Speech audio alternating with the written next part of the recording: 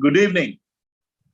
I welcome all esteemed panelists this wonderful evening, and we have wonderful people joining from various corners of the world. And this is our inaugural discussion meet on our YouTube channel, which is the Chat Nation. And we always say, let us talk. And what a best way to discuss during this pandemic time the distress and the misery of the people, rather than spending time whining. So International Labour and Policy Research Network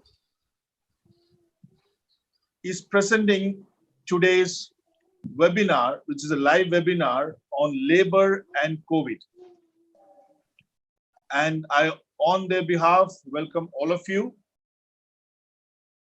And just to take you through the guidelines, we will have a brief introduction by Mr.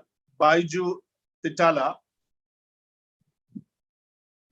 And after that, he will be the first speaker as well, because that will give you the flow of today's program. And just to give you a small introduction to Mr. Thittala, as you know, he's originally from India, and he has really worked really hard, and he is an inspiration to many back home, really an inspiration to many back home. He is a lawyer by profession. He graduated from University of Norwich, which is on employment law, and LLB honors in employment law, that is it, and also on legal practice course. And I just want to add a few more things here on his honor. I've been discussing with him all this while these subjects and the topics, and he's very passionate about it, very, very passionate about it. And it is his passion that we are sitting together today and to take this forward. And I will not take much time. I'll just hand it over to Mr. Baiju Thittala. Over to you, sir.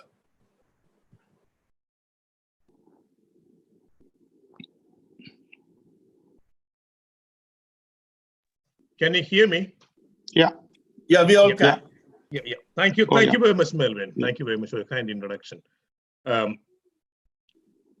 The idea or the notion behind this kind of a webinar is predominantly to debate and discuss the conditions of the workers or laborers in and around the world.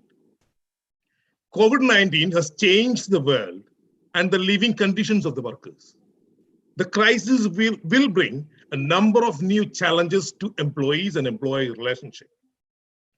This venture is an endeavor to promote and protect workers' rights by providing a platform to discuss and debate the policies and the policy issues of labor relations across the world.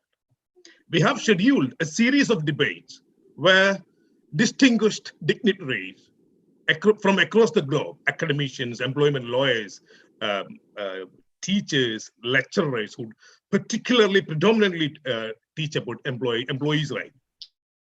So without further ado, let me introduce the panelists today.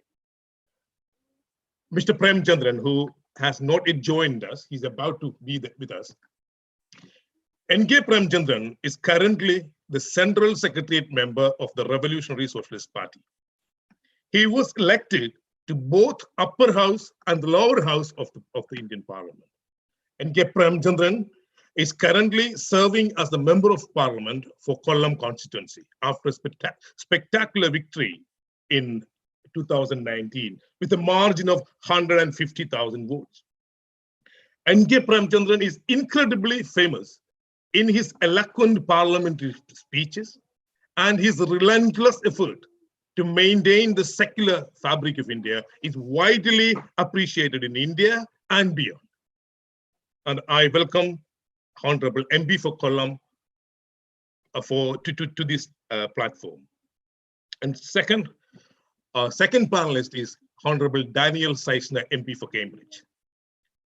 I know Daniel somewhere about 10 to 15 years. A politician who is committed to promote equalities. A politician who is committed to work for the lower sections of the society and for the workers. Daniel has worked in Unison Trade Union for 12 years to tackle women's low pay and racism. And it is our privilege to have Daniel in our discussion today. Our next panelist is CP John. CP John is a politician, activist, and a writer. He was selected as the Vice President of Students' Federation of India. He is currently the General Secretary of CMP, a prominent left party in Kerala. Mr. CP John was a member of Kerala State Planning Board with the responsibility for agriculture and labor. Mr. CP John's significant contribution as the chairman of Labour Welfare Board were well recognized across India. His enthusiasm and passion to debate on social policies and labor issues are not only proved in India, but here, the very same historic Cambridge, at a speech at Cambridge University. Thank you very much, Mr. CP John, for being with us. Our next guest is Mr. Thampan Thomas. And before I give an introduction to Thampan Thomas, he was contesting for parliament while I was at the age of 18, for my first vote. And I was working for him, and I did cast my first vote to Mr. Thampan Thomas in 1996. And that is the first introduction of Thampan Thomas. Thampan Thomas is a renowned politician in India and a fighter in the labor front and the workers front. And I have heard him discussing about his time he was put behind the bars during emergency. Thampan Thomas was an MP for Mavelikara, elected for Lok Sabha, and from there on, he is a forefront fighter for employees' rights and workers' rights across India and beyond. And he was part of ILO, and he was elected as a ILO team where they debate, discuss policies. Therefore, his contribution will be vital, critical, and crucial in a platform like this. And personally, I am privileged to have him with us today because I learned the basics then in 1996 when he was in Kottayam, contesting in Kottayam. So it's my personal pride to have Thampan Thomas here today. Thank you, Mr. Thampan Thomas. And our last speaker is Arslan Ghani, a friend of mine and a comrade. We both roam around in Cambridge, and we always in front of the protests and demonstrations. We both go together. Ghani is from Pakistan, and I am from India. Yet we were named as the best two comrades in Cambridge. He completed his PhD in Cambridge, and he was elected as the president of Students' Union at Cambridge. And we fought many fronts, even students' fees and many strikes where he was leading the role to organize the strike. Now he's working at the same Cambridge University, and he's an active trade unionist. And he's part of Unite Union, the largest workers' union in the UK, with 4 million members. And it is a committed socialist who promote equality, and he is someone who is always there for workers' interests, protect workers' interests. Now, again, I welcome all of you again to this debate, and where I hope we will create a platform where we can debate, discuss employees issues around the world, and we can be a leading force where we can demand the state and the lawmakers to make effective laws that will help the workers to live. Thank you very much. And now I will give back to Melvin to invite Mr. C.P. John for his introductory remarks. Thank you. It was wonderful knowing all of you, and who could have best given us such introduction to all of you. And we still are waiting for some of us to join. But I would have loved all of them to be here when Mr. John would be speaking on these things. So, as per my understanding, as a moderator, I would request Mr. Thittala as well to give a brief introduction and invite him. The honor is yours, sir, because you have initiated those things. Please, over to you, sir. Please. No, never mind. It is enough. Please. Need not, Melvin. Mr. In Thittala, that case, I should, and in that case, I think Mr. C.P. John should give the opening remarks. Thank you. Yeah, thank you. Okay, right. I think we are all got introduced properly, and I shall say a few words about the International Labour Policy Research Network now. Really, I had been to London and Cambridge last year, exactly last July, to deliver a lecture in the International Rationalist Association's seminar at Cambridge. At Cambridge, Baiju Thittala was practically my host, though he was not connected to the International Rationalist Association per se. He was the key person who could assist us, who could help us in moving around the Cambridge and introducing us the great city known to all of us. And I came to know that he's a vibrant councillor of Cambridge Municipal Council, and he belongs to the Labour Party. In the last 12 months, we had been discussing so many things regarding the labor, regarding the inequality, and regarding the employment opportunity, etc., etc. But as you know, in this year, 2020, we are facing the pandemic COVID.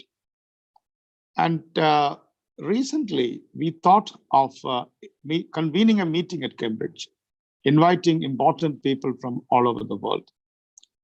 But suddenly this COVID happened.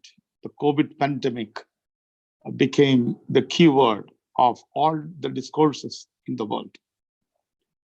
Then we decided, let us discuss about the subjects concerned about the labor in the context of COVID. And a discussion between us produced this network, which is an informal one. It is not yet registered anywhere in the world. And we proposed a name. Let us have a network first. We need not have a center, a building, what you call a brick and mortar institution or institute. We shall have a network through the new media, that is the web. So we decided, or we thought of constituting or making a network.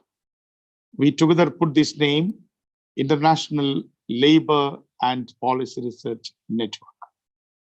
It is not an institute, it is not an institution, it has no offices or anything of that sort. But we hope that slowly and steadily, this network will rope in number of persons, number of labor leaders, number of parliamentarians, number of experts who have been working in this subject or in this sector to discuss so many things concerned about the labor, the poor, and the working class in general. So today, I'm not taking much time. This is my opportunity to say a few words or opening remarks, and I'm honored for that. I think we are starting a new international network in this evening, and this can be a historical union of so many people across the world with different political understanding, but with unique understanding about the plight of the labor and the rights that it should have in the 21st century. And I shall say a few words about the COVID and the labor. See, when we look at the COVID situation, we can understand that across the globe, the working class, the problems due to the COVID-19 is disproportionate as far as the workers and the marginalized are concerned. For example, the blacks in US are terribly affected. We know that the death rate of the blacks and the slum dwellers in US is so huge and disproportionate to their population. What happened in India? There are studies about the migrants returning to their villages. In Madhya Pradesh, the central part of India, an institute or an NGO studied it in detail and found that out of nearly 1 million laborers came back from different cities to the Madhya Pradesh state, 73% belong to the Dalits and the poor OBCs. The general community, the so-called upper crust of the society, constituted only 3% of the total incoming migrants in the villages. So it means either at US or at the villages of our country, India, my country, India, the COVID not only as a disease, but as the problem of the livelihood and life is affected, mainly affected to the poor and the marginalized. So the disproportionate portion that they are suffering due to the COVID situation, not only due to the COVID as a disease, has to be discussed in detail, and new policies have to be emerged. Now the government of India has given some support through the MNREGS. Really, unfortunately, the Indian government was not very happy about the NREGS, you know what is MGNREGS, the rural employment guarantee scheme. But even in the organized sector in India, millions of workers have lost their job. ILO has been producing its leaflets every 2 weeks, and it says that a large portion of the working class of our world, of our globe, has lost their job, either lost their job or they are receiving the notices from the employers telling them to be in their own home without pay. So this is a grave situation. Small employers are crumbling down. Small companies are getting bankrupt. So this is a very major political situation across the globe, and the inequality which has been existing across the globe has come forward, and it has made its presence felt through the new poverty, the new inequality.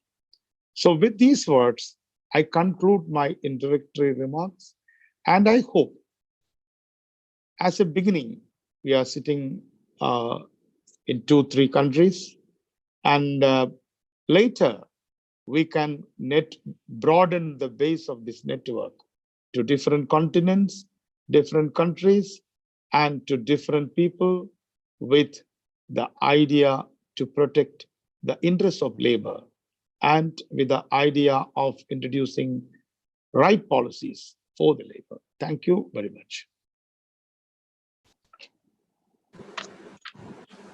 Thank you so much, Mr. John.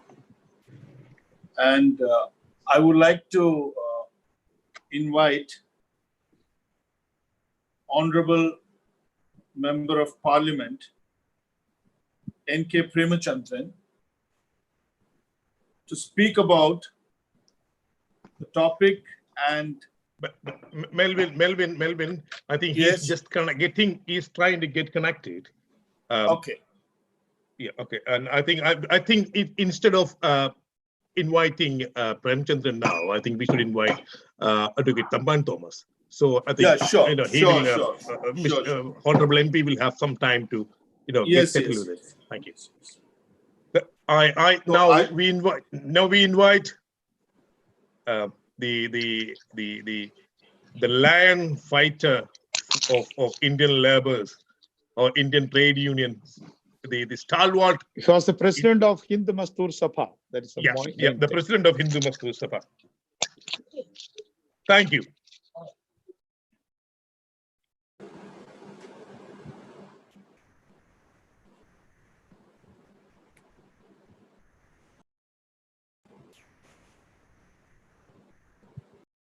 Thampanji, you are on mute. Thampanji, you are on mute. unmute, please. I'm trying his.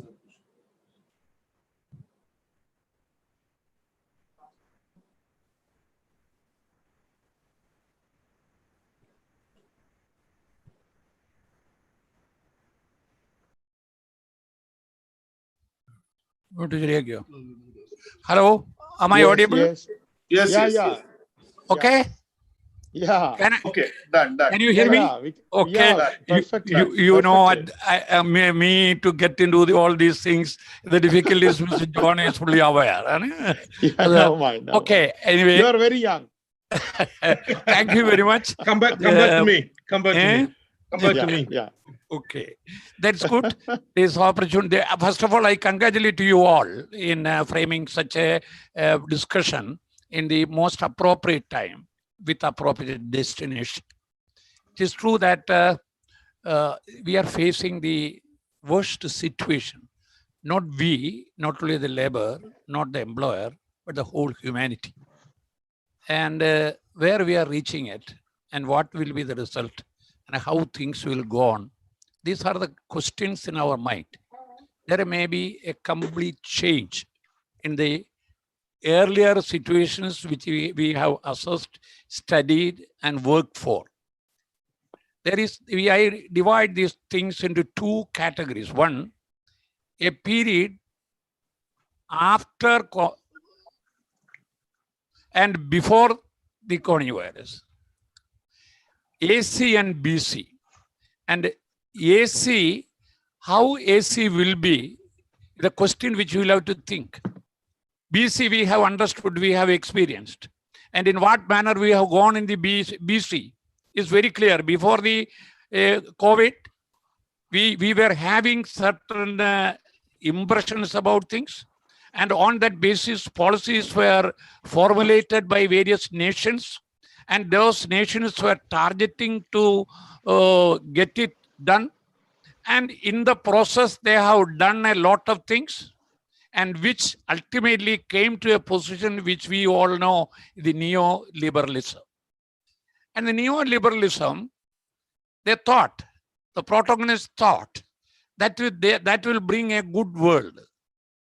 That may bring plentiness, and that will resolve the human problems for meet the wants.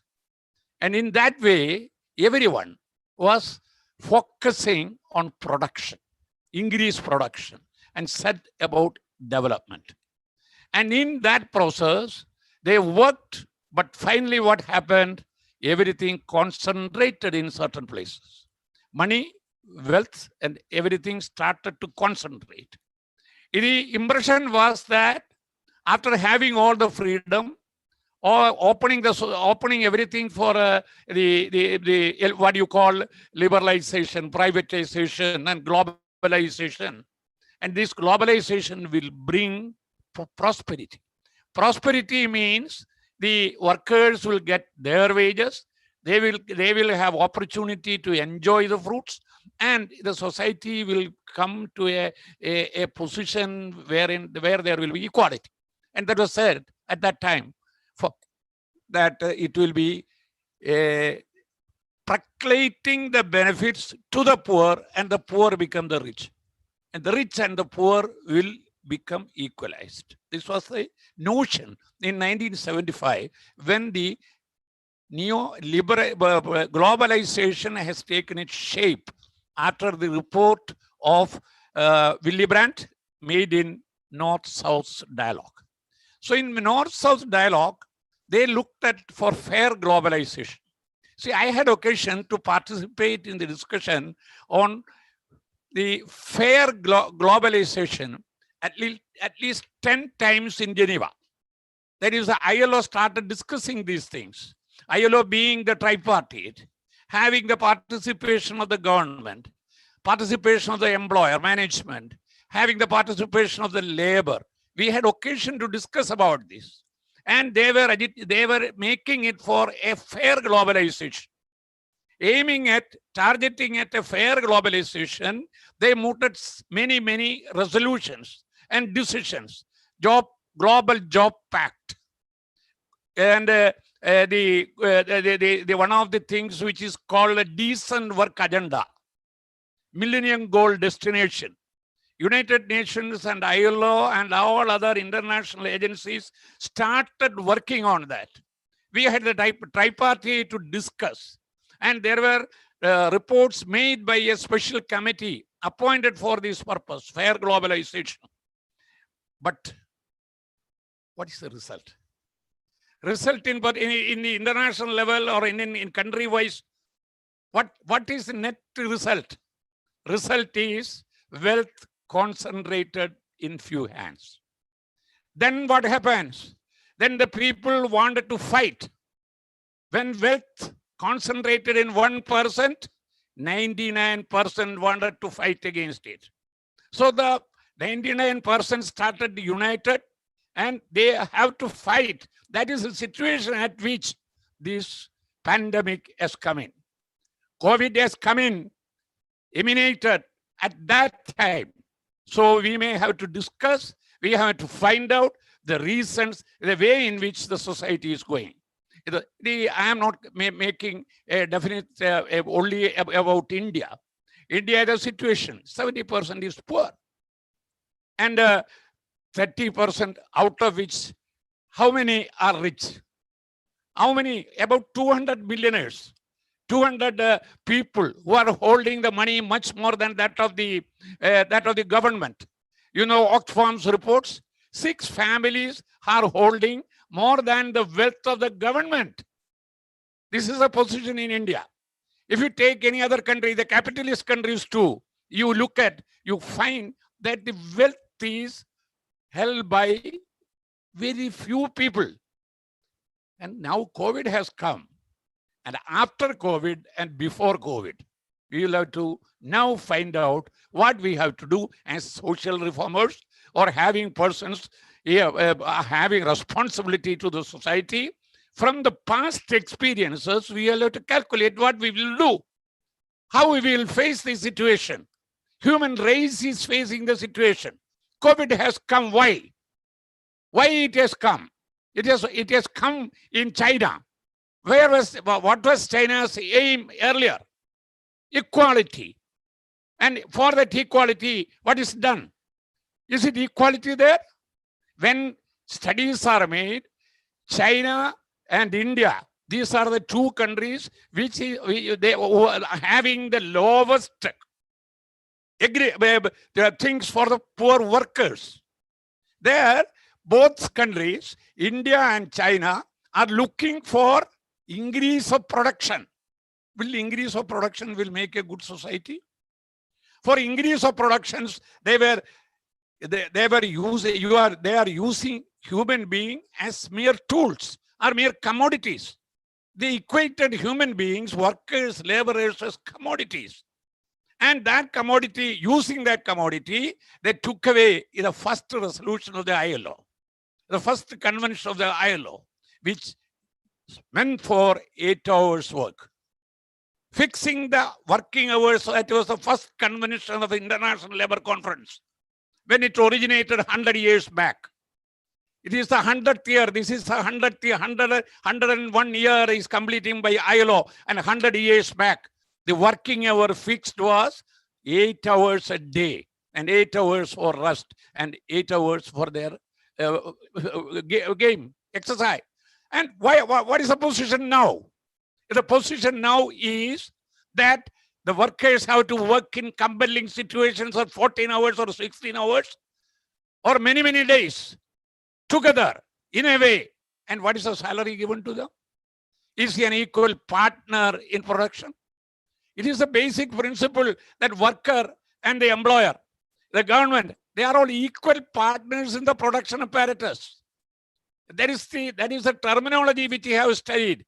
Social partners having equal responsibility. Is the worker is regarded as an equal in production apparatus? No. Capital has captured the world of production. When capital has captured the world of production, things went in their own way. In their own way means they started exploitation. Exploiting by all means. They started exploiting in the nature, environment. They started exploiting human being.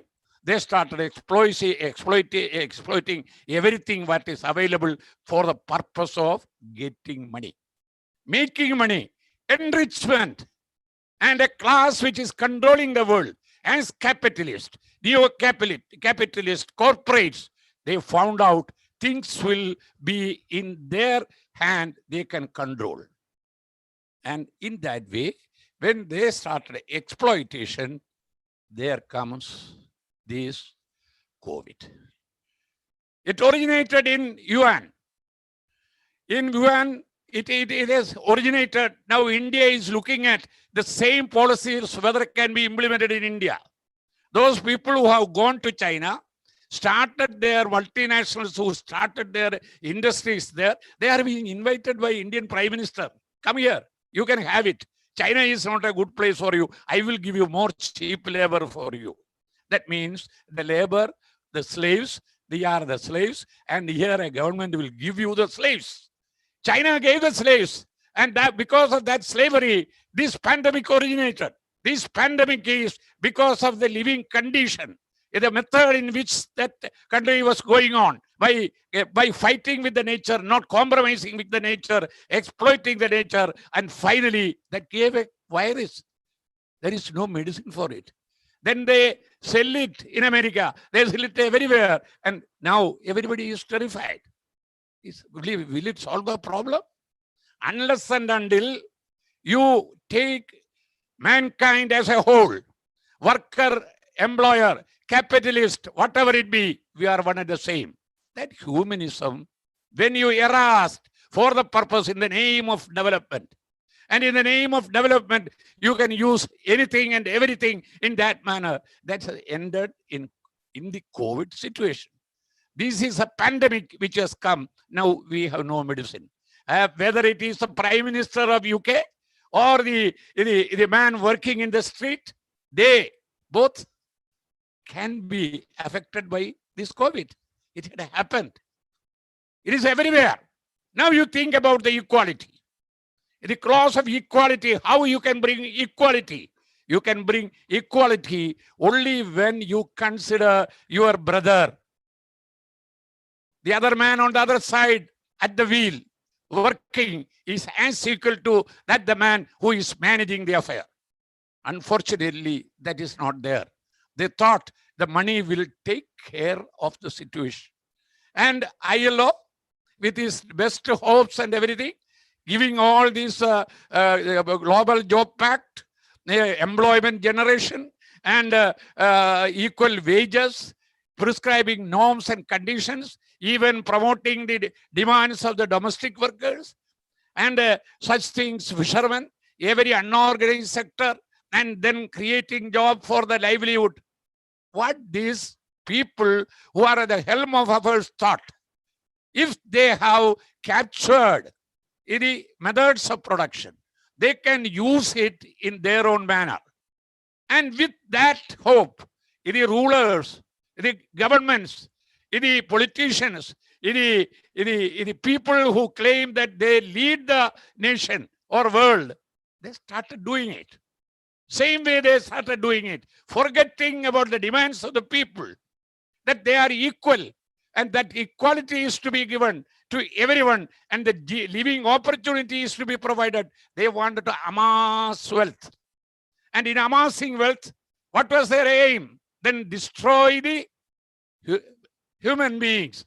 Terrorist activities, capturing the power, your crony capitalism coming in, and you support a capitalist, and that capitalist will support you to get the power. Then you both started exploiting whom? The human being. And when you started exploiting human being, COVID has come. It is a natural result. So you divide now. There is a world before COVID and there is a world after COVID. And before COVID and after COVID, are you prepared to look at the people in equal status? Are you going to give the approach that equality is there? Are you going to give the thinking that we are all human beings? The humanism is there. The democracy is there. Every man has got a right to talk. Every man has got a right to live. Every man has got their own share, what is given to the world. Yeah? You think your money will give you safe. Your power will give you safe. See, your money or power will not give you safety. It is, they are not going to give you the safety. That is the message, what is being given by the COVID. COVID is giving the biggest message. Biggest message. That is, you love your neighbor. You love your brother. You look at the other man as your own brother. Start working. COVID will go away. Now COVID has come. COVID may destroy many. Who are those who are going to be the victims of that is yet to be known. Let us divide. We were working for a society after COVID. We had seen before COVID what he had done. Now it is a stage where you will have to correct yourself. Now you correct. It is a time where you have to look back towards your experiences. I will have to look back 100 years experience. Then they call for fair globalization. That fair globalization has not come in. And ILO's Director General, who said that, very well declared that the capital has captured the world. If the capital has captured the world, the capital will have to see that capital is for human being. And for that humanitarian things, we will have to work. And your webinar, Mr. John, Baiju, and all of you, I congratulate. This is the way in which you can propagate the slogan. Everyone is equal. In the eye of the eye, everyone is equal. And everyone is entitled for the share equally for other persons. In the name of development, don't capture the nature. Don't fight with the nature. You know, Gandhiji shown us the way. Gandhiji has shown us the way. How we can bring a situation wherein your brother is looked in your equal status. He said, when the lowest man in society comes equal to me, then only there will be freedom. He said, there is everything for everybody's need, but there is nothing for their greed. Look at that philosophy. Look at that philosophy. Help the people. Work for the people. Work among them. In the poor, in the people who suffer at this stage. It is our duty. I belong to that category. And in whatever manner I could. You know that I have completed 80. I have run through, today is my 56th year of entering into law practice in the court. It's the 65th year of my entering in public life. I have gone through a life. And that life, whatever I could do, whether it is in the court or whether it is in the parliament, whether it is the trade union front or whether in the agitations, I have done my part. And now I say that this is the time you demarcate before COVID, after COVID. Let us have a platform for after COVID, a society based on socialism, that too human socialism. And let us do that, and your endeavor and the move which you have made today, be a part of it. And people who likes human beings, who believes in brotherhood, who believes in freedom, who believes in democracy, who believes in such goals, have come together. You are also part of it. My all wishes for you, and go ahead. I will be with you in this endeavor. Thank you very much. Thank you. Thank you so much. Thank you so much for such strong and sane words. You know, usually you never get strong, but at the same time sane words, but such a strong and sane words. And I would like to invite Honorable Member of Parliament, Mr. Daniel Zeichner, and I would also like to invite Mr. Baiju Thittala to give a brief introduction of the Honorable MP. Over to you, Mr. Thittala. Thank you. Thank you. A warm welcome, Mr. Daniel, joining for us. And I have already given an introduction about you, a kind of a detailed explanation about who you are. And however, just to those people who have joined us later, like Honorable MP Preamachandran, I'm giving a kind of a very brief profile of you. Daniel Zeichner is MP for Cambridge and the Shadow Environment Minister. Daniel has been a leading voice against privatization of local health services. He has been recognized as a champion of promoting social justice and promoting living wages. Daniel worked in Unison, a trade union, for 12 years, tackling women's low pay and racism. I don't think I need to explain or I need to detail anything about him. I think in these three sentences I have kept, concised him. And thank you very much. The floor is over to you, Daniel. Thank you. Hello. Daniel, Start again. I'll unmute it. Thank you very much, Baiju, and thank you very much, everybody, for giving me the opportunity to speak to you tonight. Let me first of all say a few words about my friend Baiju.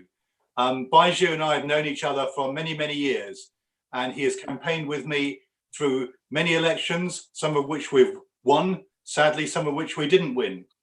But Baiju has always been a key member of the campaign team in Cambridge. And I can say hand on heart that if it hadn't been for Baiju, I would not be the Member of Parliament for Cambridge, because he has been such an important bridge to a huge community in Cambridge, which all too often has not had a voice. We have thousands of people from Kerala in Cambridge, and they make a fantastic contribution to our city. Now, a couple of years ago, I had the pleasure of visiting Kerala with a parliamentary delegation from the United Kingdom. And at that time, Baiju was standing to become a councillor in Cambridge. And I visited with two colleagues, Angela Rayner, who is now Deputy Leader of the Labour Party in Britain, and Steve Reid, who is now the Shadow Local Government Secretary. I'm the Shadow Environment Minister, so we've all gone from strength to strength since our visit.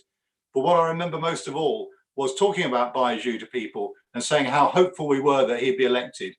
And he was elected very, very well, and he's made a massive contribution to the city of Cambridge. And we're all extremely grateful and very, very proud of him. So thank you, Baiju, for all that you have done. And when your community was suffering the terrible floods a year or two ago, you were keeping me up to date on a daily basis with that. allowing me to raise it in the House of Commons to urge the British government to give support.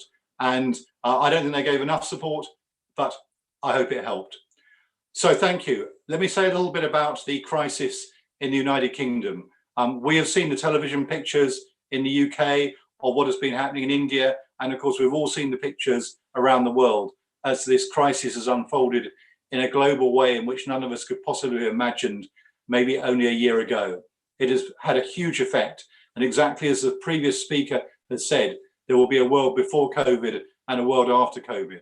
The question is, what kind of world will it be? Now, I think that we're already facing crises in the global system. We're already facing a climate crisis, and we're already facing a climate of rampant social and racial injustice. And that has exploded across the world at the same time as the COVID crisis. We've seen the Black Lives Matter movement take off, not just in the United States, but across Europe and in the United Kingdom. And it's long overdue because the injustices that were underlying our social system have been there for many, many years. Baiju joined me on a call with hundreds of people in Cambridge a couple of weeks ago who are very concerned about the ongoing injustice. And every day on the streets of London, we see people being stopped and searched and handcuffed just because of the colour of their skin. And that's got to change in the United Kingdom. So there is a huge opportunity and a huge moment. But the way the Johnson government has handled the COVID crisis also, in my view, shows the underlying problems in Britain with the current government. It is a dreadfully right-wing government. It is not even a normal conservative government, which is bad enough. It was a coup by a group of people who were determined to capture the Conservative Party and drag Britain out of the European Union into isolation. But it's not just the European issue on which they have been dreadful. It is dominated by one or two advisors who have very, very hard right-wing ideas. They want to tear up the way British democracy works. In fact, last year, of course, they actually illegally prorogued the Parliament. Now, this has happened in other parts of the world, but it's not something we in Britain have been used to. We've had many failings over the years, but people have often looked to Britain as an example of a country that people saw as being relatively stable, governed by law and by rules that people broadly agreed with. This government has torn up the rules. It does not believe in them. It wants to force through a radical set of policies, which in my view are absolutely about aligning themselves with the United States and with Trump and with Bannon and co, and not with Europe. Now, there are many problems with Europe, but traditionally Britain has played a role in between the two. This government wants to tear that up, and it's very, very dangerous. The British people, I don't think, have fully understood what is happening to them. So the COVID crisis came, and we already had a series of big problems in this country. But Johnson is a very poor leader. He doesn't pay attention. When he was given advice at the start of this crisis, he was on holiday. He didn't even bother to come back from the holiday for the first few weeks. As it unfolded and people were becoming more and more frightened and worried, he was slow to act. And so sadly for Britain, we have been the last to act. He claimed we had a world-beating health service. He claimed we would be the best in the world at setting up a track and trace system using technology. It's all just words, I'm afraid. And the evidence has been that we have failed in Britain. We have failed, and we now have one of the highest number of deaths, highest number of cases. And what is particularly tragic is that that has fallen particularly hard on the non-white community in the United Kingdom. Now, we will have an inquiry, I hope, afterwards, although this Prime Minister is very good at covering up and not allowing inquiries to take place. But I think we will have an inquiry, and I hope that the evidence will reveal what has actually been happening. We need to know why it is that so many non-white people have died from this horrible virus in the UK, why it is so much more prevalent amongst those communities. Now we can make some suppositions. It's not surprising in some ways because so many people are working in the health service and are at risk, but they're more at risk because the equipment that was needed to protect people wasn't available in the United Kingdom. Over the last decade, the Conservatives have been in control and they wound down the stocks of protective equipment. In some cases, when it went out of date, they just stuck a different label on it, so it wasn't effective. It was effectively illegal. And they consistently lied to the British people about what was available and when. So it has been a horrible, horrible experience over the last few months, with many people very frightened, many families frightened, but a huge effort put in by, particularly by the people working in the health service and people working to care for elderly people.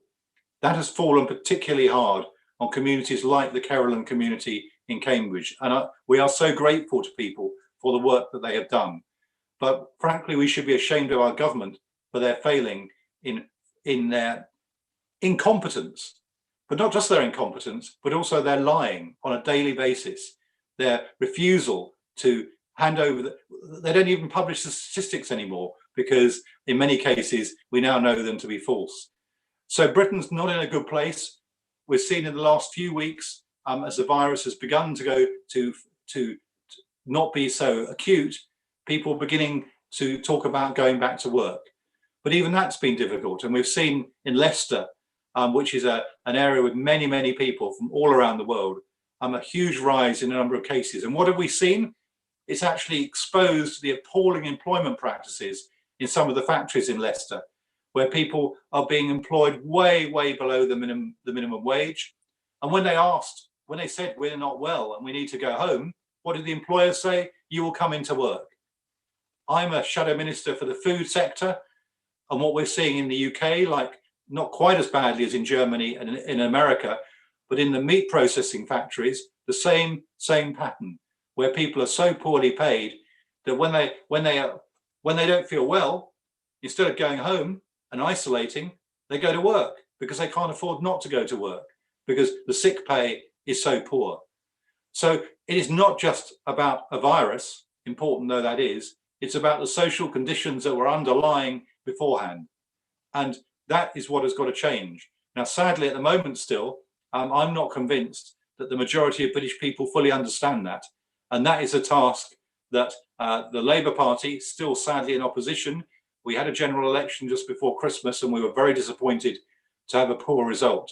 And we've got to regroup and provide a strong alternative for people because they're going to need it after this crisis. That's why I'm so thrilled to have Baiju working alongside me. In Cambridge, we do have a Labour Council and they've really, really helped. And it's been a fantastic response from the community who have often come forward and volunteered to help their neighbours, often people who are vulnerable and frail. Baiju and other councillors have helped organise that, but again, without much help from the government. So in Cambridge, we're in a good place in the sense that we have good councillors. I'm the Member of Parliament, but we are surrounded by Conservatives all around us in our part of the world. And as I say, we did not do well in a general election a few months ago.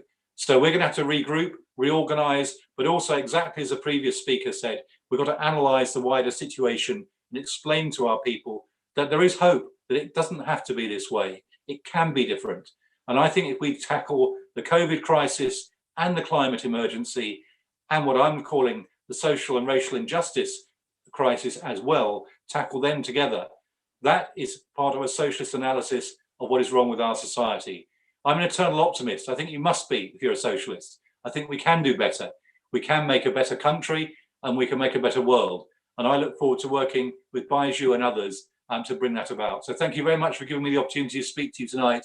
I look forward to hearing the further contributions. Thank you very much.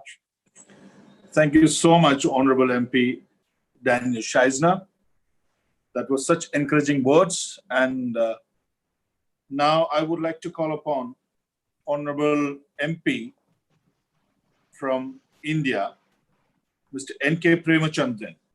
He would be talking on the labourers and COVID in India and what has to be done. Over to you, sir.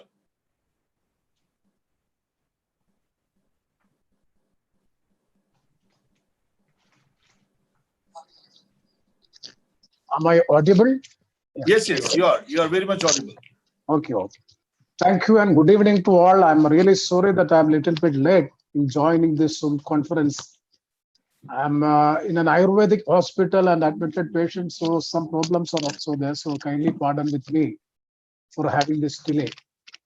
First of all, I would like to appreciate and congratulate the organizers, that is the International Labour Policy and Network, in having this Zoom conference regarding a very vital subject, COVID and labour. We have heard the British Member of Parliament, Honourable Member of Parliament, as well as the most learned, senior most trade union leader and a very well learned advocate, Sri Thampan Thomasji. Also, we have heard a firing speech regarding the workers' interest and all these things. See, first of all, I would like to say that the most worst affected people or the section of the society because of the COVID is the labor. The poor workers are most adversely affected. I think that the real impact is on the poor working class in our country. Since the Honourable MP from Cambridge, Mr. Daniel Zeichner, he has narrated about his experience in Cambridge and UK, I would like to explain regarding my experience in India, especially in particular to my state also, what is the impact of COVID on labour. See, according to me, in general perspective, if you examine in India, I'm not blaming my country, but in India, if you critically examine the issue, we can very well see that the governments at the center and the government at the state, as it is a federal state, both the state government as well as the union government, they are all taking it as a weapon. The COVID-19 pandemic is a weapon in the hands of ruling class to suppress the democratic, genuine labor rights of the labor or the working class in the country. This is in a nutshell. Very well, I can say that if you examine the ordinances, if you examine the legislation which have already been made by the state government as well as the union government, if you examine most of the ordinances, the legislations through ordinance are with an intent to suppress and take away the rights of the workers or the rights of the civil rights as well as the labor rights in our country.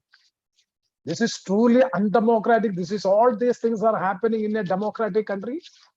We are very much proud and we are always announcing that the biggest democracy in the world is, we do also very proud of it, but quite unfortunate to say that after COVID, now it has become a very good opportunity for the governments of the ruling class so that you can very well take away the genuine demands and rights of the working class in the country.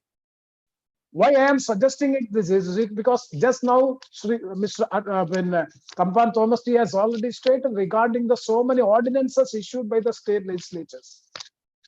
Not only the state legislature, even the union legislatures, even the UP, Madhya Pradesh, and even Gujarat government. The UP government has already promulgated an ordinance.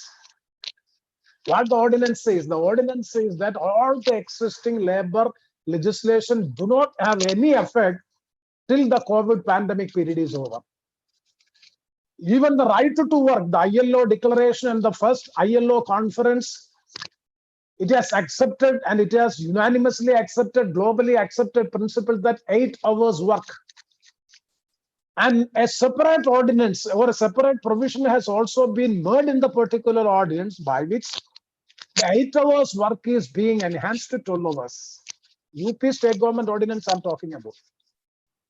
And like that way, the Gujarat government, the Madhya Pradesh government, all of them are following. But fortunately, the court has intervened into the matter and even they do not have any authority to issue the ordinances because even the union legislations, when the union legislation, so many Industrial Dispute Act, VF Act, ESI Act, all these legislations are the federal legislations, union legislations. How can a provincial government or a provincial legislature can take away the rights which have already been guaranteed by the central legislation? So fortunately, the court has intervened. So for the time being, it is being kept in abeyance. So what is the impact of COVID-19? So whether the working class in the country is being taken into confidence so as to combat the COVID-19 pandemic? No. This is a very best opportunity. I'm only talking about the Indians. It is a best opportunity. It is the best weapon, or it is the best tool in the hands of the administration, in the hands of the governments, so that they can take away and also give so many benefits to the corporates and the multinational corporations. I can very well come when we discuss about the package which has been announced by the Prime Minister of our country. See, when coming to the impact of COVID-19 in India, I think that the worst affected, which I have already stated, that is regarding the rural workers and the migrant workers. These are the two sections of along with the industrial workers. But even the industrial workers, they are getting the pay, they are getting the allowance, and even they are getting the work. But as far as the rural workers are concerned and the migrant workers, the piteous story is the migrant workers. It will take a lot of time if we explain the pathetic situation of the migrant workers. They do not have any job. They do not have any income. They do not have the shelter. And they are not getting any benefit out of the financial packages so far announced. So such a pathetic situation. See, on 24th March by 8 p.m., the Honorable Prime Minister addressed the nation and declaring permanent lockout for a period of 3 weeks. Not even a single day has been given to the workers or the people to get the preparedness for a lockdown. Lockdown. And the Prime Minister said that wherever you stay, please stay there. Hello? Hello? Yeah, it's okay. It's okay. Carry on. Please carry on. Okay. Wherever you are, you stay there. Government will provide all the facilities. What has happened to the migrant workers? You have seen the pictures. Migrant workers after 1 week started moving from their place to their villages. From Delhi, from Kerala, we have made some arrangements, but from other states. So how many people, how many migrant workers have died only because of the travel from their workplace to their villages? We have never seen such a situation. Whether the government do have any plan how to address those migrant workers, they are in the shelters, temporary shelters, they do not have the food, they do not have all basic amenities. So this is a quite unfortunate, pathetic situation of the migrant workers, but there is no comprehensive plan how to rehabilitate, how to protect, or temporarily what to do with the migrant workers. Nothing was there. And coming to the migrant workers, when we talk about the migrant workers, especially when I come from the state of Kerala, I have to talk about the migrant workers from outside India also. That is also one of another biggest problem now we are facing. We are saying that NRIs, non-resident Indians, or the people who are coming from the Gulf countries and other foreign countries who have gone for their bread and their livelihood, they have gone there. And it is quite unfortunate to note that they are also, because they have to take the air ticket, when they come here, they do not have the free quarantine facility, and there is no rehabilitation scheme. Nothing is there. Even basic amenities are not being provided those who are coming from outside India. And my is whether the government, whether it is union or the state, do have any plan to rehabilitate these workers. From Kerala alone, more than 3 million people are working outside, and most of them are blue-collared workers. Whether do we have any plan so that we can rehabilitate them? Nothing is there. So these migrant workers who are within India and outside India, they are facing the biggest problem. Unfortunately, the government, even the Prime Minister and the Finance Minister, was always talking about the migrant workers, but so far we have not seen any scheme or any proposal or project so as to address the problem of these poor workers. And agricultural rural workers, you know very well what would be the fate of such a lockdown and the COVID pandemic situation. And and when we see what was the relief package the government of India has announced, first they have announced 1.6 lakh crores of rupees as the immediate financial relief package, and in total they have announced 20 lakh crores of rupees. 20 lakh crores of rupees they have announced the package. But if you examine the package in the microscopic way, you can very well see that it is less than 1.2% of the total GDP of the country. See, when we talk about the Western countries, the developed countries, actually I am ashamed because they are giving, even US, a country which is following the path of the capitalism, a country which is having the neoliberal policies, but it is very pertinent to note that they are spending more than 10% of the GDP is being distributed among the people, including the poor people, and they are being benefited out of it. And not only US, almost all the countries. I can very well give so many examples, but due to the paucity of the time, I'm not going to it. So it is quite unfortunate in India, total is less than 1.2% of the total GDP was the allocation as a direct cash benefit transfer. And also another unfortunate thing, most of the Western developed countries have given the wage subsidy. We have also demanded some wage subsidy so that the poor workers will be benefited out of it. I know personally, so I'm also in the field of trade union. In so many industrial establishments, they are cutting the salary by half. And during the COVID period also, so far it has not been decided whether full wages will be paid. So far, no decision, nothing is there. And see, so that is also I'm saying there are also the genuine rightful demands of the workers are being taken away on the behest of this COVID-19 pandemic. We know very well that 6 months, 5 kilogram rice and 5 kilogram, either 5 kilogram rice or wheat and some pulses on kilo. This is the benefit given, and 500 rupees each for 6 months or for 3 months. So meager amount has been given, but at the same time, we have to see that what are the benefits and concessions given to the corporates. I think that it is more than 1.6 lakh crores of rupees when they have announced. It is out of it also 1.46 lakh crores of rupees. It is a benefit given to the corporates, and the rest of the package, if you examine, everything is for the corporates or for the investors. That too in the form of loan, nothing direct benefit transfer. So the COVID pandemic situation is continuing. My suggestion is the direct benefit transfer to the poor working class so as to enhance their purchasing capacity. That is almost a very important suggestion which I would like to make. And the government has to provide the wage subsidy. And another point which I would like to make is regarding the Provident Fund and the ESI. See, in India, you all very well aware that the two social security legislations, very important legislations, only is the Provident Fund Act of 1952. Sri Thampan Thomas ji is well aware of it. He has dealt with this issue most of the times in Parliament. I am also pursuing the matter very vigorously in Parliament and outside Parliament. And I can very well say that what is the benefit given even those establishments, industrial establishments, which is having less than 100 in number workers, then the government will be paying the employer contribution and employee contribution for a period of 6 months. Nothing else. More than 90% of the industrial establishments in India will not be covered by this concession or by this benefit. And you see that more than 70 lakh Provident Fund pensioners are there in India.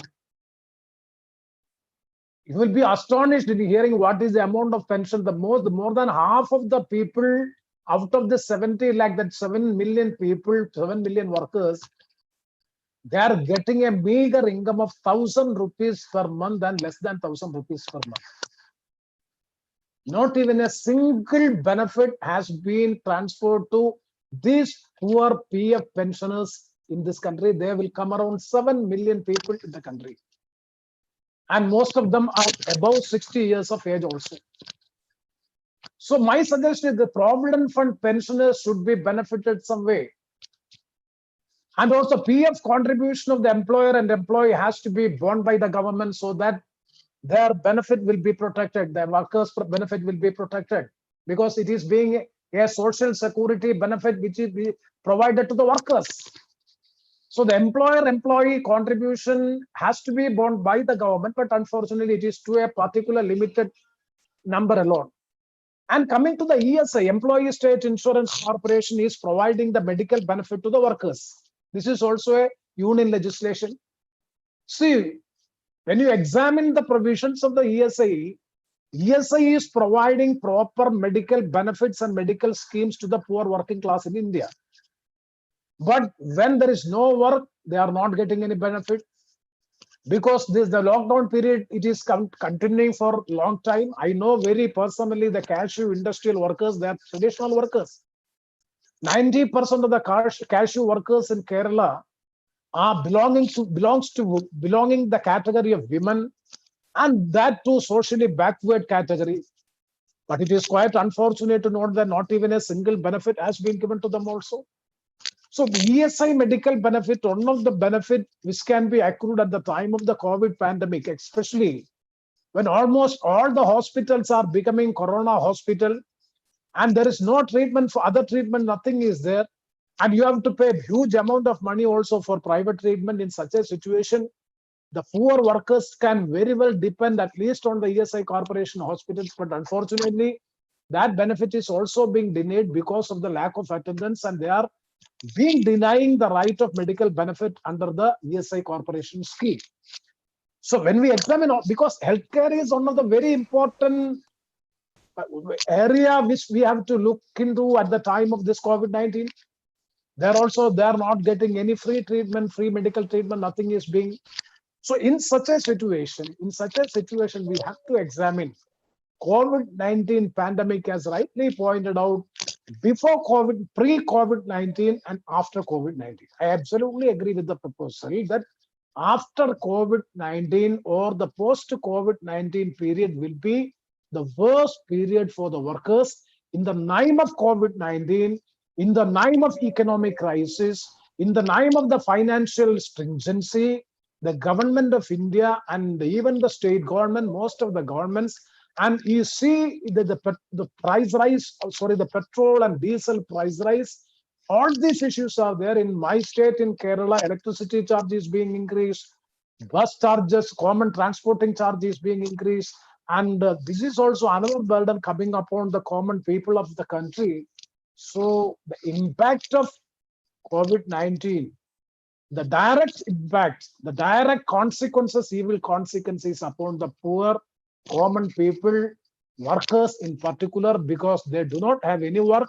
That too in the organized sector and the unorganized sector also, if we examine, we are having only 8 to 10% in the organized sector. Even in the organized sector also, this social security legislations and the benefits are being taken away directly or indirectly. And what about the 90% who belongs to the category of unorganized sectors? They do not have any work because of this pandemic. So in such a situation, some specific proposal has to come so as to provide direct benefit to the common working class in the country. But unfortunately, it is missing. And I am astonished in seeing that the Western world, at least through the direct benefit transfer, even I have seen that $982 per month. In some country, I have gone through all the country statistics, and such a benefit is being given. At least in our country, we are fighting for it, but unfortunately, all the fights, all the struggles, whatever demand you make, everything, immediately the government will say, no, nothing against the government because the pandemic is there. The ordinance is there. Punitive measures are there. So everybody has to abide by the rules and regulations and directions of the government and the ICMR and the health ministry and all these things. It is very, very, very specific, I would like to say, not indirectly, directly attacking the genuine demands and rights of the working class on the behest of the COVID-19. That can never be accepted. And where we have to say all these things, Parliament is not functioning. At least Honorable MP Daniel Seniority, at least you are very fortunate that your Parliament is meeting. Your Parliament is meeting to discuss about the issues or how to address or how to combat this pandemic. At least you are having the Parliament, but we do not have the Parliament in session. Even the parliamentary standing committees are not meeting. In such a situation, the most worst affected section of the people have to be protected, for which the sound has to come. Their sound is has to be strengthened, for which definitely I will take in my level all efforts so as to make these issues in the national platform. With these words, once again, I would like to thank you for providing me an opportunity to speak on this webinar, COVID and labor. Nobody is discussing about it. Nobody is concerned about the labor. Everybody is in the sense of combating this COVID-19.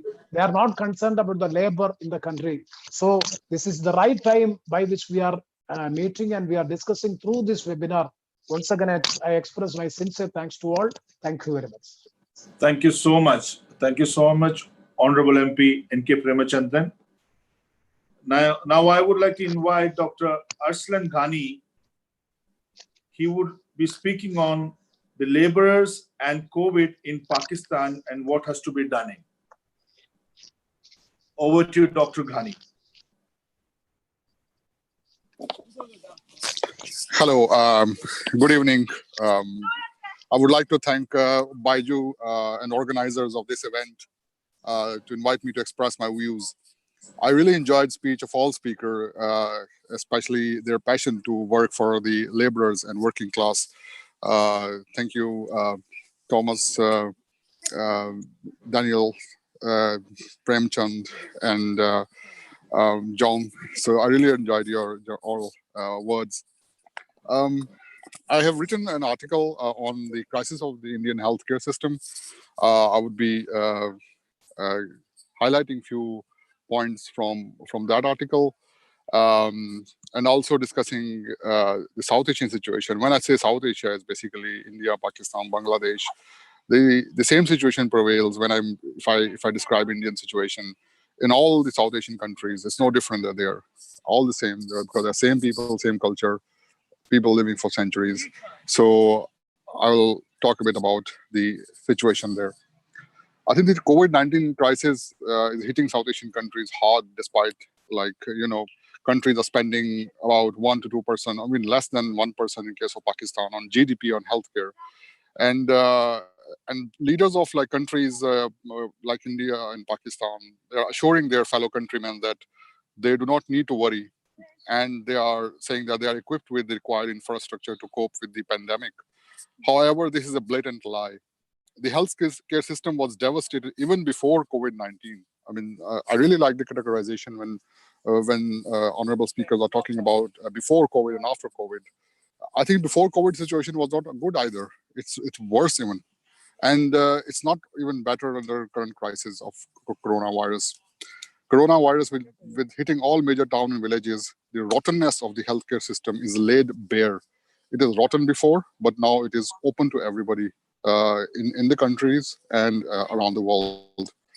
I mean, based on officially submitted figures, both countries rank worse in the global healthcare index in terms of access to quality measures. This is and if you count unofficial figures, the situation is much grim. Doctor to population ratio in India is 1 to 1700, while Pakistan is 1 to 1300. And for reference, the WHO recommends 1 to 1000. And in government sector, there is 1 medical doctor per 11,000 people on the average. In poor states, especially like Bihar, the number is 28,000. While in the capital city, Delhi, the ratio is 1 doctor to every 2,200 people. The bed to population ratio is also the worst in the region if you compare from the whole world. And when you talk about disease prevention for poor, I think it's totally a myth. This whole region houses a quarter of the world poor, but also contain the highest number of people with chronic hunger. And mind you, one of the significant factor contributing to disease vulnerability is hunger. And prevention of disease is impossible. I mean, the Food and Agriculture Organization estimates that around 200 million people are undernourished, which are around, if you talk about India, it's 14.5% of the population. And this is the official figure, but the reality is much worse. 70% of minor deaths are linked to hunger, and more than 50% of the population lack access to clean drinking water. And when you talk about pollution, traditionally pollution is considered an urban issue, when there are vehicles, cars, industrialization. But now villages and small towns are also ravaged by this pollution, which comprise, of course, in India, 68% of the whole population. While in villages, you have this poisonous pesticide sprays, and they are creating chronic kind of cancers, in particularly if you see the breadwinning state of India, Punjab and other province, nearby province. And if the poor somehow manage to escape hunger, they are still vulnerable to disease, given the condition of food. And in order to reduce cost, and increase profits, dangerous chemicals and additives are introduced to food ingredients and sold to ordinary people by these fat cats, capitalists. This include adulteration to spices, poisonous pesticide-ridden vegetables, chemically enhanced meat and milk and oils, which are dangerously high in saturated fats. And in addition, you have this hygiene in street foods. I mean, all these factors really impact the power of the people to fight against diseases. And it's an official figure that 1.5 million of the children they are like contaminated from these die with diarrhea, and highest ratio is in South Asia. And the government-run hospitals is the situation is really worse. One can really think about the wrecked infrastructure of a government hospital due to immense corruption on maintenance funds. Hardly any medical equipment is maintained properly. In 2017, Gorakhpur, Uttar Pradesh, 63 children were suffocated to death in front of their helpless parents because hospital ran out of liquid oxygen. And why it is that? It was because the private contractor who used to supply the hospital with oxygen refused to supply oxygen because of a previous unpaid bill. And this incident provoked a nationwide protest. And the thing is that we are talking about the private. This shows the limitation of privatization. And we are very fortunate here in Cambridge that Daniel is also fighting against the privatization of NHS. And we can see the limitation of these privatization, backdoor privatization, which has been done by the current government. And the leaching of the private hospitals. I mean, private profiteering hospitals and treatment center fill often the capacity and of gaps in the state healthcare system. But they are not better than their state-managed counterparts. In fact, much worse. Apart from, if you talk about in India, for few large private hospitals, the majority are located in residential houses and makeshift hospitals. Same situation in Bangladesh and Pakistan. Only a tiny % of the doctors in the region work in public healthcare sector, other are in private sector.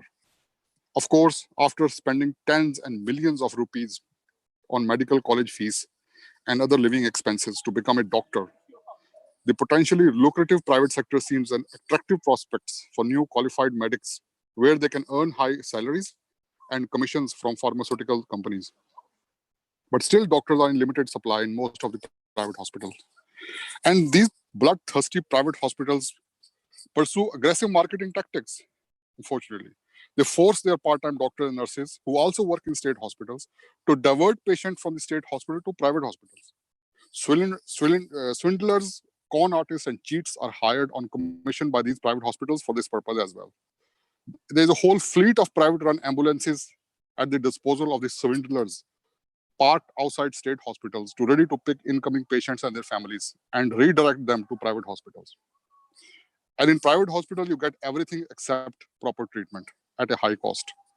Minor illnesses are diagnosed as major ones, and patients end up spending days in an expensive ward with daily mounting bills. And if patients exhaust their supply of money in the middle of their treatment, they are kicked out of the hospital and shifted to a state hospital.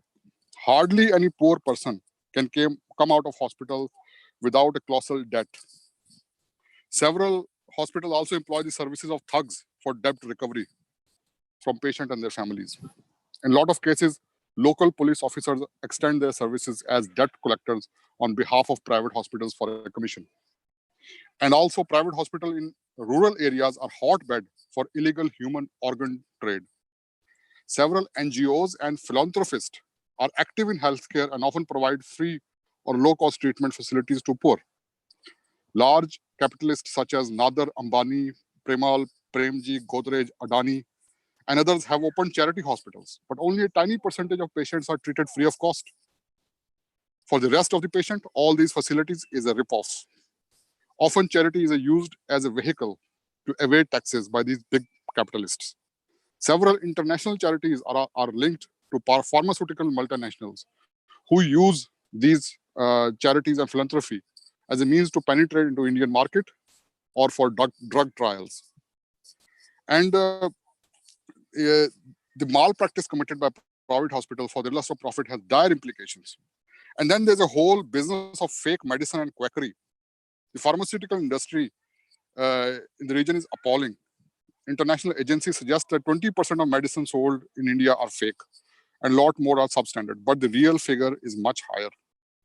The inability of government to regulate pharmaceutical sector is encouraging all type of profiteering mafia to venture into medicine manufacturing business. The poor can only access cheap, adulterated medicines with limited effects. Patients are supposed to get free medicines during their treatment in a state hospital, but due to corruption, there is hardly any stock of medicine available in hospitals. And patients have to visit pharmacies which are mushrooming around hospitals, selling substandard medicines at high prices. And often patients, I personally experienced, they and their family decide to abandon hospital treatment and let their loved one suffer or die because they simply cannot afford expensive medicines. And despite India's considerable export of medicine to US and UK, by the way, 80% of NHS generic medicines are imported from India. Indians at home are deprived of essential and life-saving medicines because of being expensive.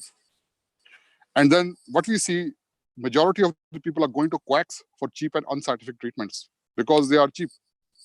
And the market is thriving.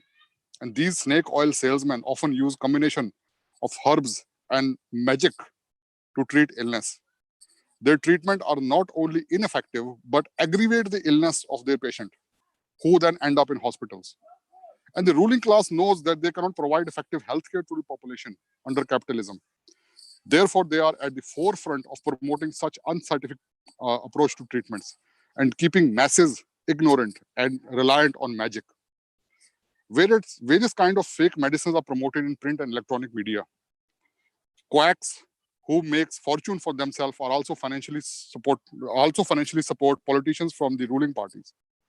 Prime Minister Modi himself is a staunch supporter of these magic treatments and regularly promote fake medicine and regimes to cure illness. And you all know the famous multimillionaire quack named Baba Ramdev. And the lives of the women are much worse as they have to endure all this ignorance and deprivation, in addition to the oppression that comes with being a woman.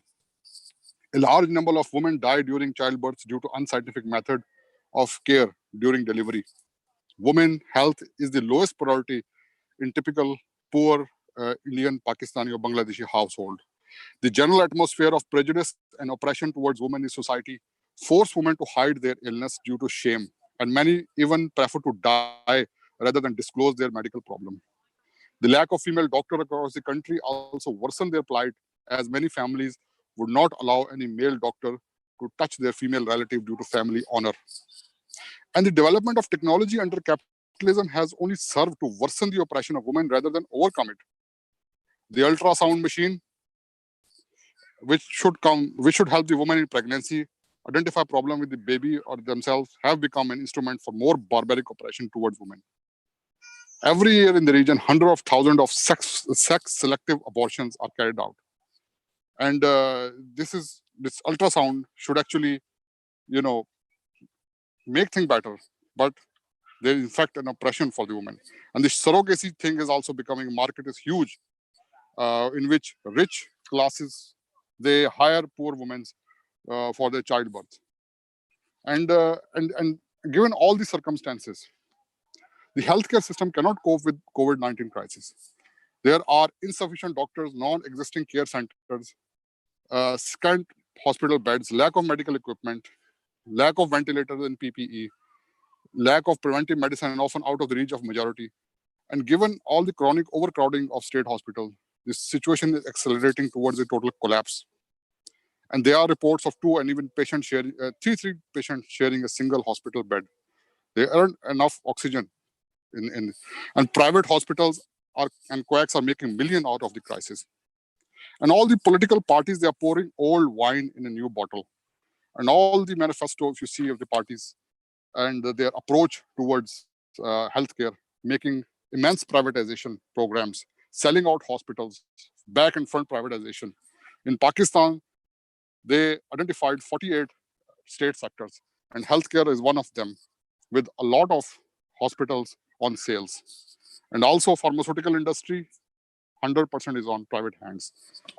And there's no party, political party in the mainstream that call for a complete nationalization of healthcare and kick out private mafia from healthcare. Compromises after compromises is given to normal worker and people. And we see massive public-private partnership program on behest of World Bank in all the region, in India, Pakistan, Bangladesh, Sri Lanka. And people see all these mainstream parties no different from other right-wing parties and all left-wing who are following same privatization anti-worker program. And at the end, I would say, being a socialist and Marxist, India and Pakistan working class deserve free healthcare. There are enough resources in the countries to fund free healthcare for all. No charity, philanthropy, or misplaced faith in right-wing political parties will resolve the healthcare crisis. And also international development organizations and banks are only interested in profits and worker exploitation. One cannot expect the healthcare system to run better under the present decaying capitalist system. Only the complete overthrow of capitalism will enable free healthcare in India and Pakistan. And this is not possible through the currently rotten parliamentary politics or adopting the road, but then through building a revolutionary organization. And it is task of youth and workers of both countries to overthrow the decaying capitalist system, which cannot be reformed at the moment. There is no possibility for reform. And a socialist revolution in the region will only be beginning of a process toward a socialist federation of South Asia. And this will end the criminal divide of the subcontinent of 1947 and unite the people living for a generation. I urge all youth and students and all the people to join the university, the Marxist university, and learn about the revolutionary struggle which we launched. And if you search this, you will definitely see the link there. Thank you very much. Thank you so much, Dr. Ghani. Thank you so much. We have heard almost all our speakers speak, except Mr. Baiju Thittala. I would invite him to speak on the topic. Mr. Thittala, on to you, sir.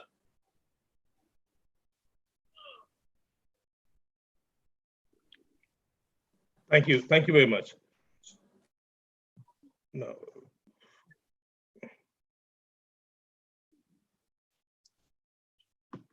Now, the issue basically we want to debate is this. What is the working class life in India and here in Britain?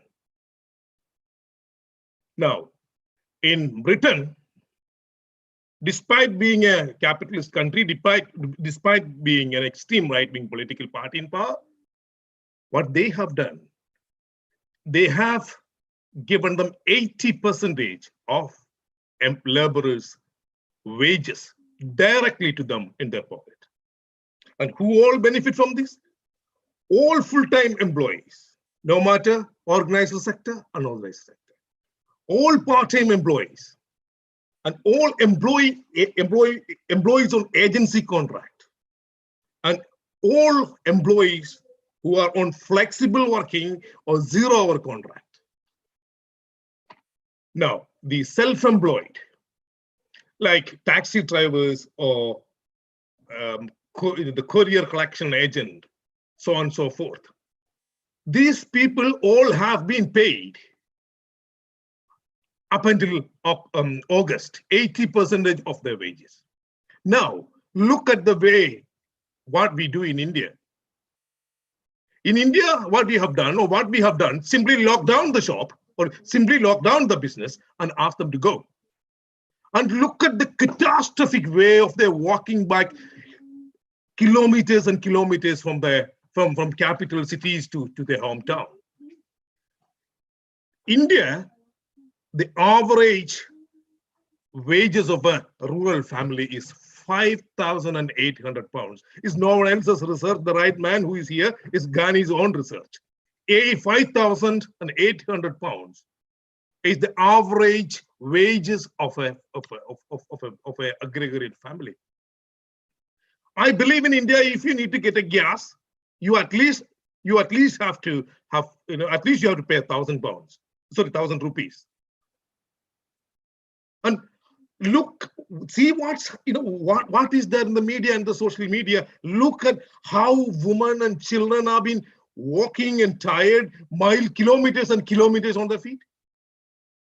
And as Mr. Preamachandran put it, look at the employment law, the way in which they have downplayed the employment law regime.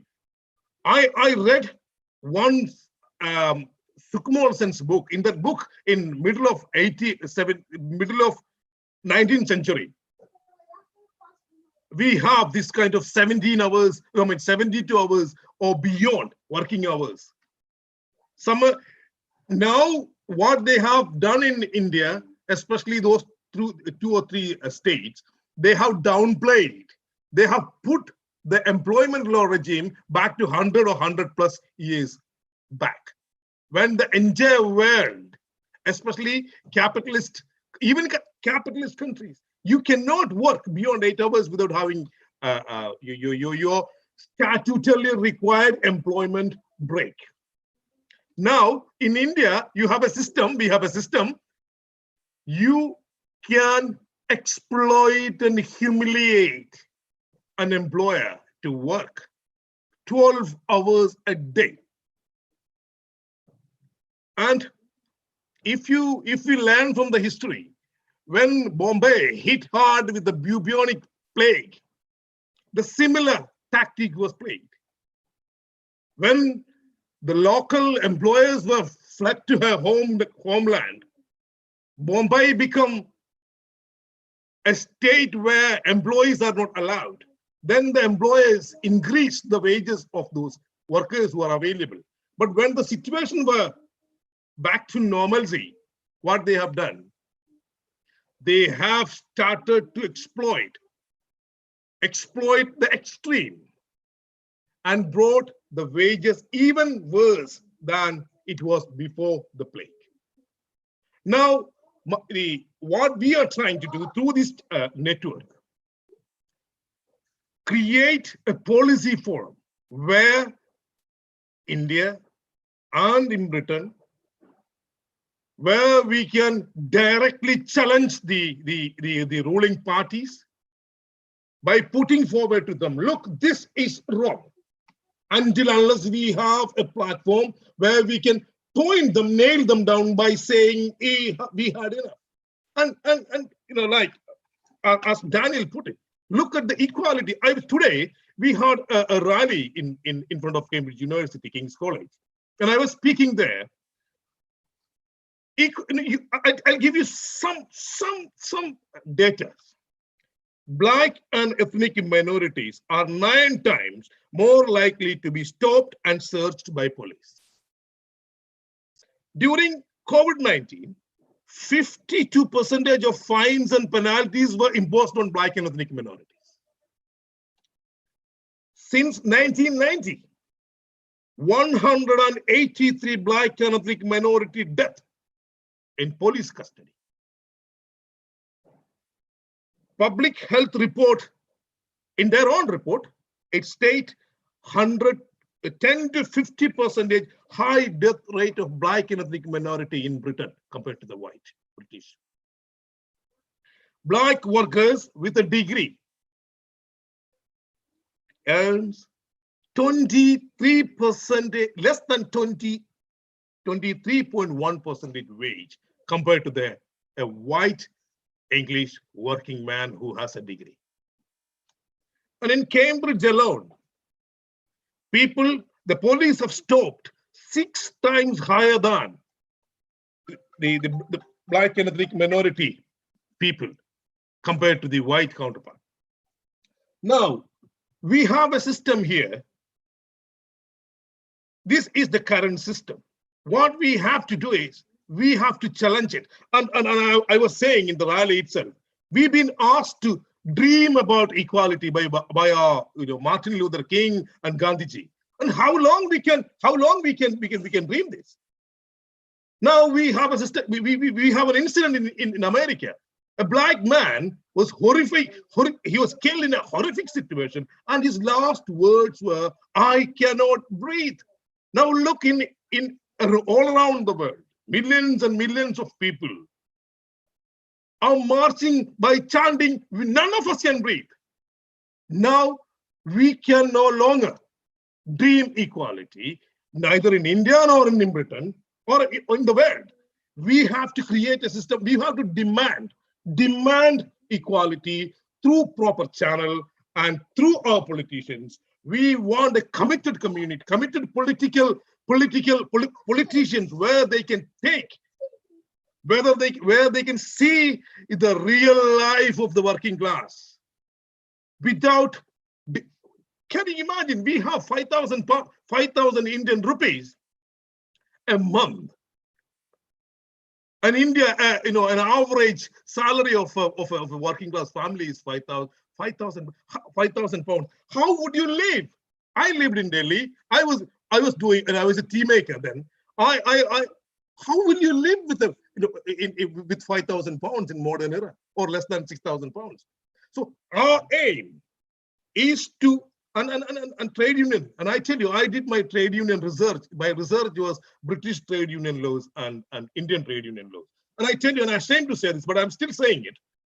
My conclusion was this: in India, the notion of trade unionism is collective bargaining. And I'm afraid to say this, but I'm saying it. I have the courage to say it. In India, we have not collective bargaining, but we have collective begging. Until unless we have a recognition, a power to the power for working class to get their trade union recognized, it will remain only as a mode of collective begging.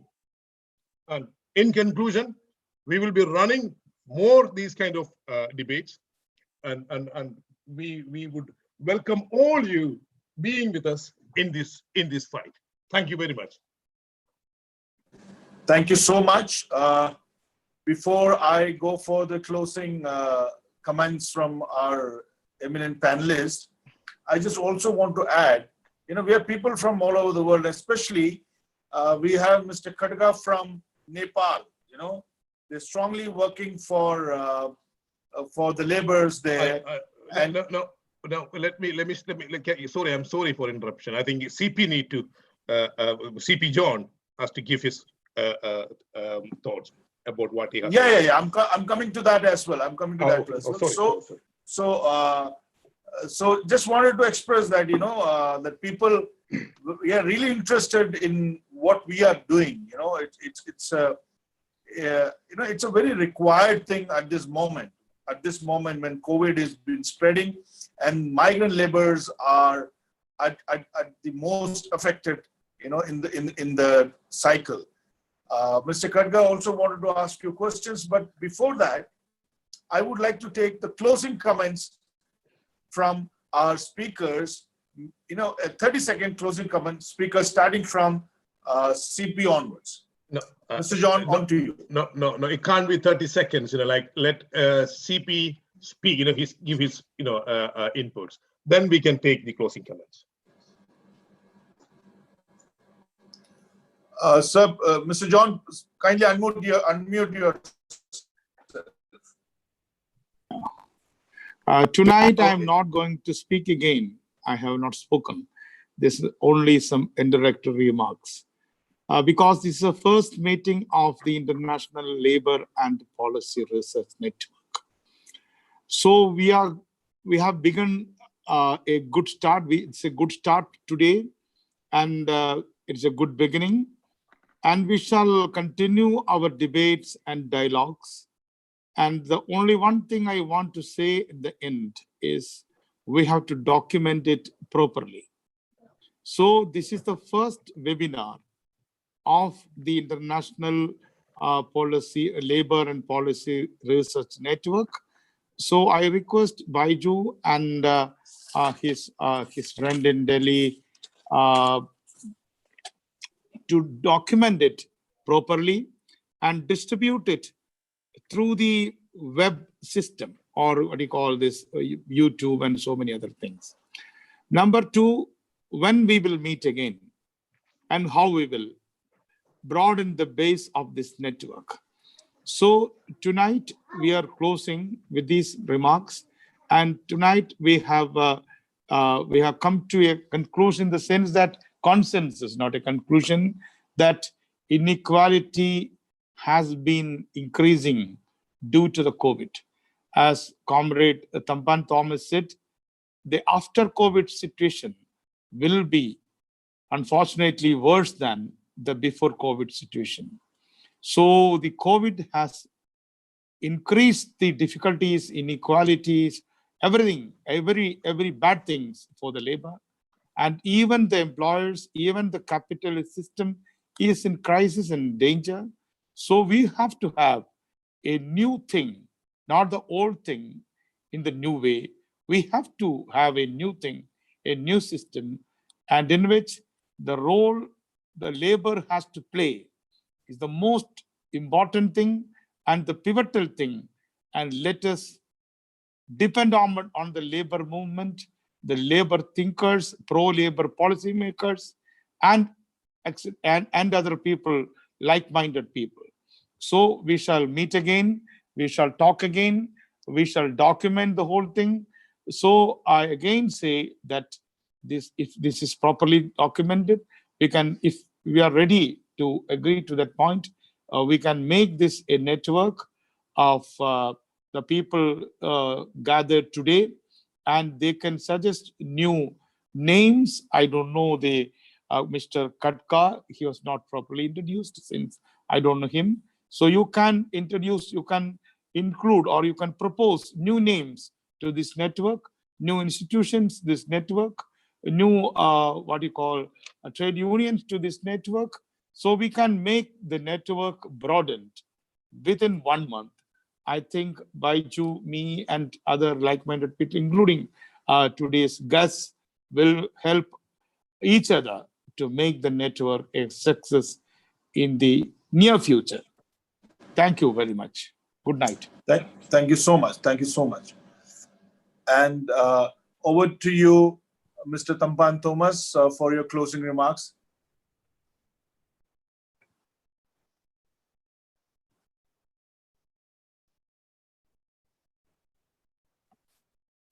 You have to unmute yourself. Unmute. Am I audible? Yeah, it's done. It's done. Yeah, it's done. yeah.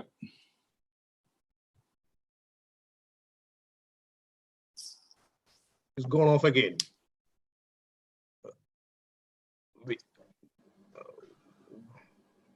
We can't hear you. We can't hear you. We can't hear you. You were audible, but then you got off.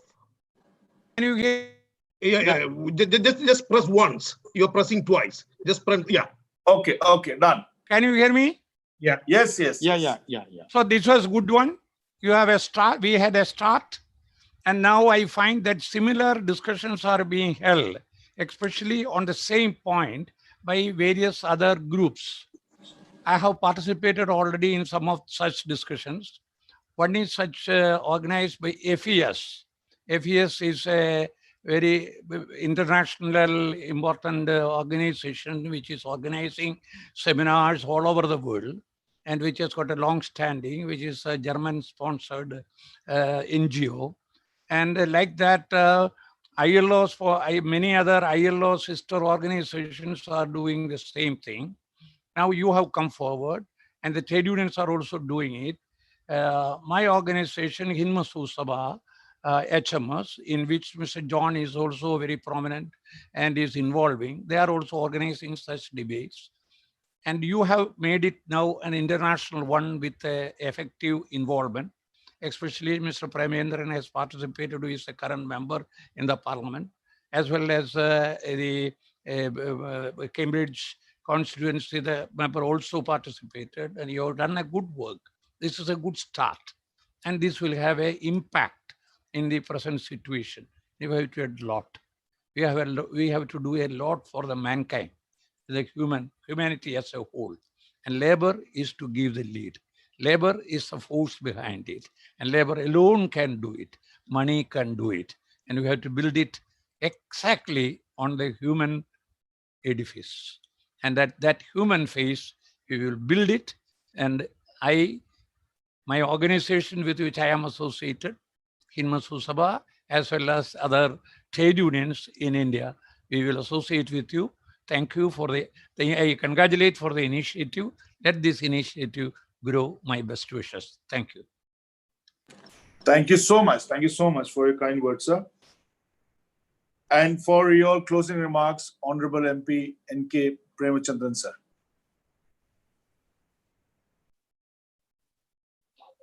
I have nothing to add.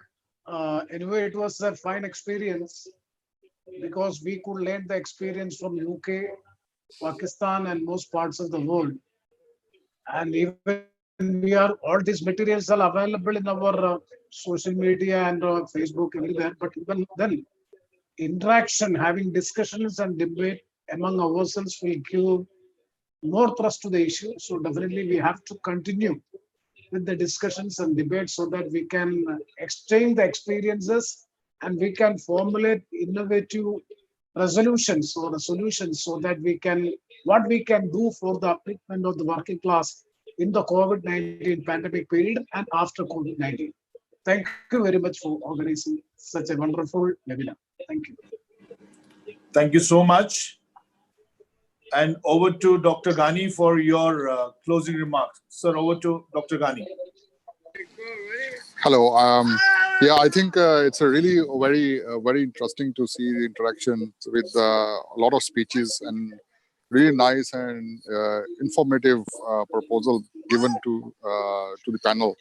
And I really hope that this could continue under the banner of this institute, and it could be long lasting, and it could act as a platform to brainstorm different tactics and methods to overcome the challenges which are being faced by the working class, because there aren't many working class institutions dedicated to working classes in the world. Even a lot of working class institutions, in the name they are for working class, but actually they are not.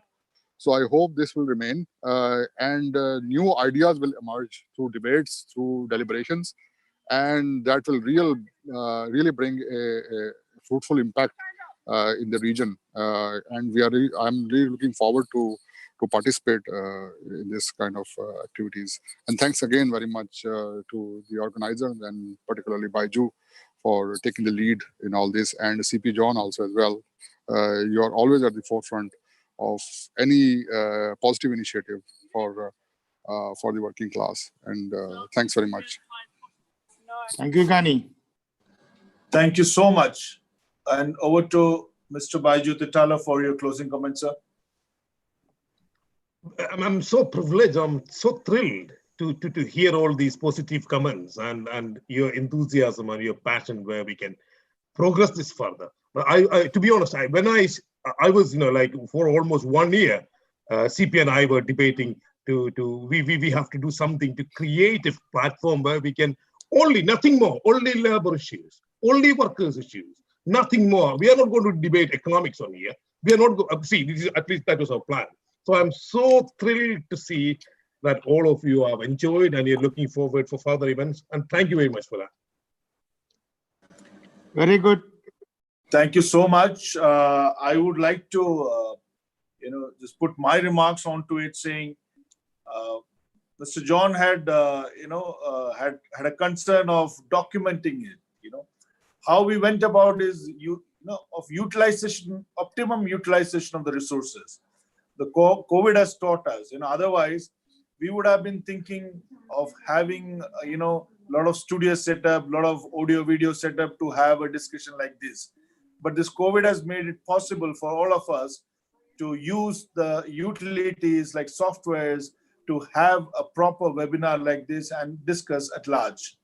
And also, our discussion has been live streamed onto YouTube.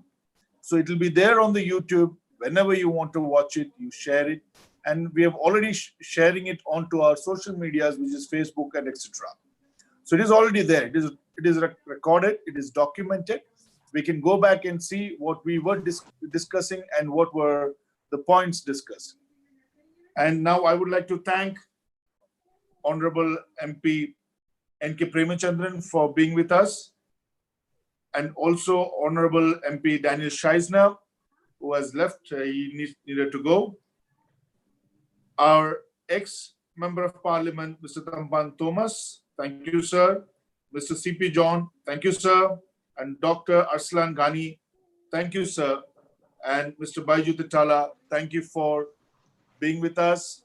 It was such a wonderful, eye-opening discussion. And we look forward to such discussion. And more people are interested. Like I said, people from Nepal, more and more people are interested to know more about these issues and get deep into it. Thank you so much.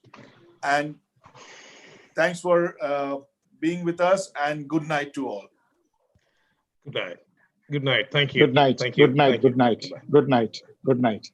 Good Good night. night. Thank you. Good night.